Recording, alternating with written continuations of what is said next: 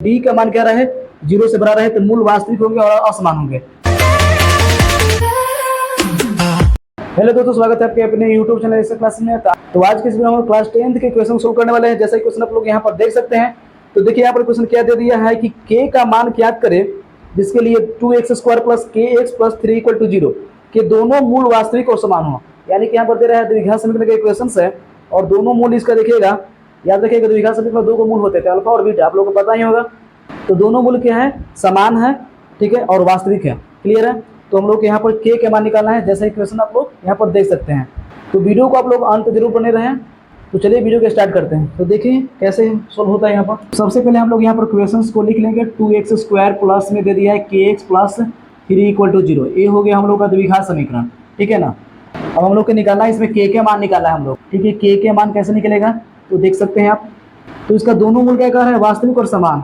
तो देखिए जब भी एक बात याद कर लीजिए, मूल वास्तविक और समान अगर रहता है, ठीक है ना, वास्तविक समान रहेगा तो ये कब रहता है, याद रखिएगा जब d बराबर 0 रहे तब, जब d बराबर 0 रहे तब, ठीक है ना। जैसा कि आप लोग यहाँ समझ सकते हैं, याद रखिएगा d अगर बड़ा रहता है 0 से, ठीक है, तो आप लोग को याद रखना चाहिए कि मूल जो होंगे ना वो वास्तविक होंगे और असमान होंगे। याद रखिएगा जब d का मान क्या रहे, 0 से बड़ा रहे तो मूल वास्तविक होंगे और असमान होंगे, और जब d बराबर 0 रहे, याद रखिएगा मूल वास्तविक होंगे और सिर्फ यहाँ पर समान हो गया है, यानी मूल वास्तविक ही रहेगा लेकिन यहाँ समान हो गया, यानी सेम, ठीक है ना।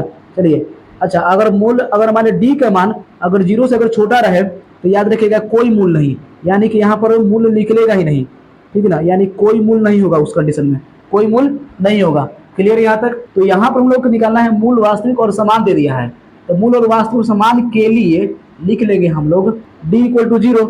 अब d का फॉर्मूला क्या होता है, फॉर्मूला जानते होंगे आप लोग, b² माइनस में 4ac। क्लियर है, इक्वल टू 0 लिख लेंगे। अब बोलिए तो यहाँ से a b से निकाल लीजिए जल्दी से। तो बोलो तो a का मान कितना है, बता दे जल्दी से। a का मान 2 है, b का मान कितना है, k है, और c का मान कितना है, 3 है, ठीक ना। अब इस पर रख दीजिए, b का मान रख दीजिए पहले, तो k² माइनस में 4a का मान 2 हो गया और c का मान कितना हो गया, 3 हो गया, बराबर में 0। अब यहाँ सोल्व करने के यहाँ से हम लोग k² माइनस में 4 दूनी 8 और 3 24, ठीक है, इक्वल टू 0 हो जाएगा। तो k² इक्वल टू कितना हो जाएगा, 24 हो जाएगा।